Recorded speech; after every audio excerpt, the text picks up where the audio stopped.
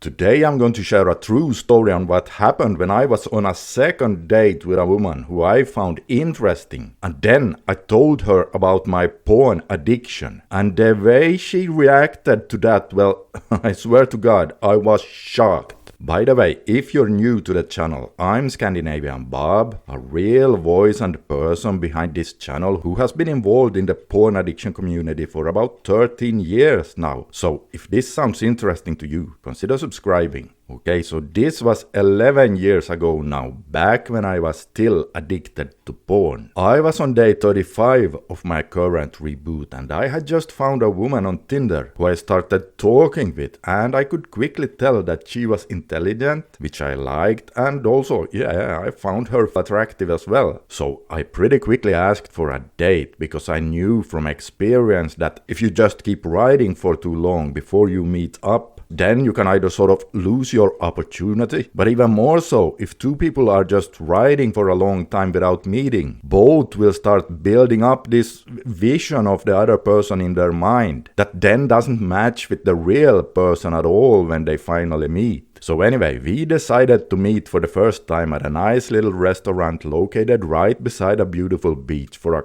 cup of coffee. I was a bit nervous, so I went there very early just to be on the safe side. She had told me she drives a red Honda, so there I was inside my car, looking left and right, waiting for a red Honda to arrive. When she arrived, we went inside the restaurant and started talking. I have always been into self-improvement content, and that means that back in the day I also consumed a lot of tips from dating coaches and pickup artists. And back in the day it was guys like Mystery, David D'Angelo and Tyler Durden, and you know those guys. Now I will give you my opinion on what I think about that kind of thing in just a moment, but the point is I was trying to use some of the material I had consumed on this woman. The date went well in the sense that we did not run out of things to talk about, but I could not tell if she was into me or not. I just could not read her. After the date was over, we exchanged some normal polite words and said goodnight and went our separate ways. And as soon as I got back home, I started thinking, well, at least I could handle myself, but I don't think she's interested in me. A week went by without any of us sending any more messages, so I was sure that this wasn't going anywhere. But then I thought, what the heck, I'll send her a message asking if she wants to meet up again. She answered that she's currently renting a summer house, gave me the directions there and said, why don't you come over for a cup of coffee? And I said,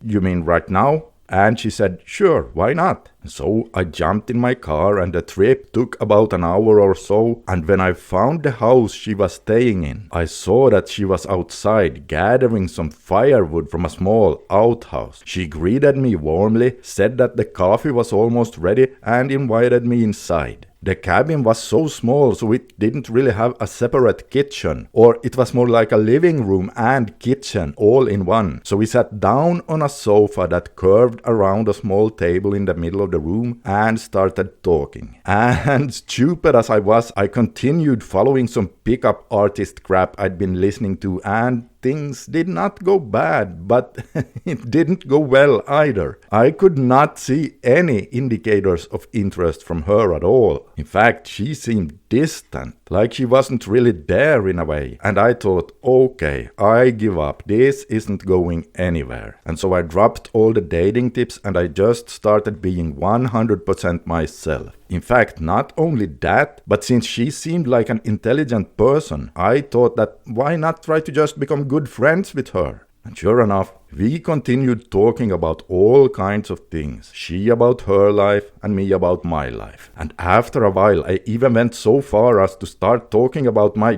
deeper problems, which, according to the dating gurus, is pretty much the last thing you should talk about on your first or second date. But I started talking about my anxiety problems, and then I even revealed that I had a problem with porn addiction. So I went on talking about that for a while, having completely given up hope on any romantic future with this girl, when she suddenly leaped at me and started kissing me like crazy. And I was just like, what the hell is happening here? And so now you say, was it because she was into corn herself or what? No, of course not. Was it because I had this magical nofap attraction thing that guys talk about?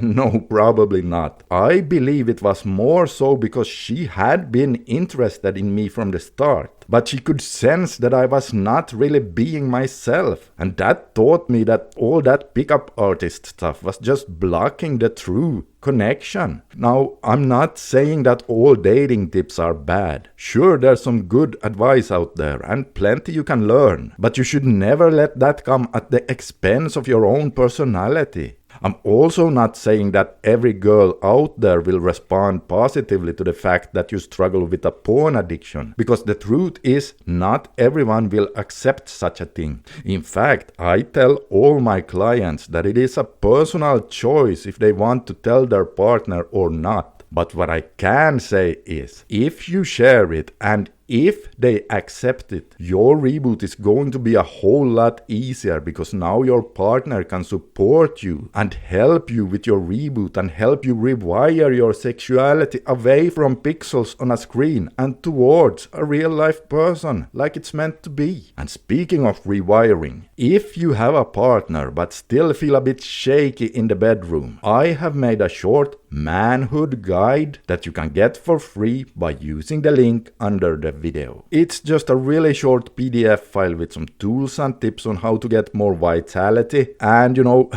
a more solid manhood, if you know what I mean. And okay guys, take a look at the video you can see on the screen right here if you want to know how long it will take to fully heal after a porn addiction. This is Scandinavian Bob signing out for today. Consider subscribing for more, and as always, I wish you all the best on your journey to become a dopamine-focused warrior.